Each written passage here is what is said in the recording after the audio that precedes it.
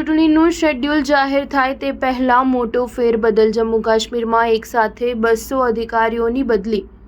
ભારતીય ચૂંટણી પંચ દ્વારા આજે એક મહત્વપૂર્ણ પ્રેસ કોન્ફરન્સ કરીને જમ્મુ કાશ્મીરના ચૂંટણી કાર્યક્રમની જાહેરાત કરશે। જો કે આ જાહેરાત પહેલા જ રાજ્યમાં મોટા પાયે વહીવટીતંત્રમાં ફેરબદલ કરવામાં આવ્યો છે। સરકારે લગભગ 200 સિવિલ તેમજ પોલીસ અધિકારીઓની બદલી કરી છે। સરકારે ગુરુવારે સાંજે વિવિધ વિભાગોના 88 IAS અને KAS અધિકારીઓની બદલી કરવામાં આવી હતી, જ્યારે આજે IG થી લઈને SSP સુધીના 33 પોલીસ અધિકારીઓની બદલી કરવામાં આવી હતી, જેમાં IG, CIG, રેન્જ DIG અને જિલ્લા SSPનો સંપૂર્ણ ચાર્જ સામેલ છે। સૂત્રોનું કહેવું છે કે આગામી 3 કલાકમાં ટ્રાન્સફરની બીજી યાદી જાહેર થવાની છે। આ અધિકારીઓની બદલી અંગે જમ્મુ કાશ્મીર નેશનલ કોન્ફરન્સના નેતા ઓમર અબ્દુલ્લાએ સોશિયલ મીડિયા પર પોસ્ટ કરી હતી, જેમાં તેમણે લખ્યું હતું કે જમ્મુ કાશ્મીર પ્રશાસને આ મોટા પાયે ફેરબદલનો આદેશ આપવા માટે સ્વતંત્રતા દિવસ પર કામ કરવા માટે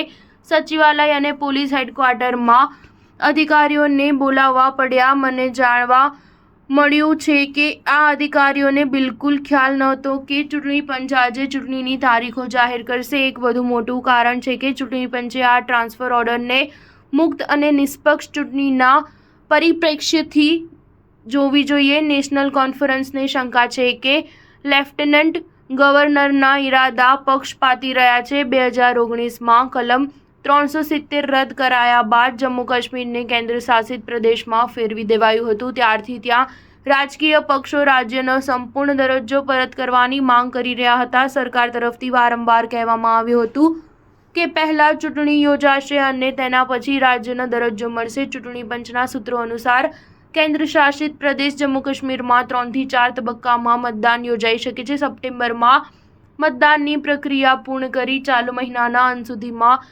પરિણામો જાહેર કરવામાં આવી શકે છે। સ્ટાર ન્યૂઝ 7 હંમેશા સચ્ચાઈની સાથે।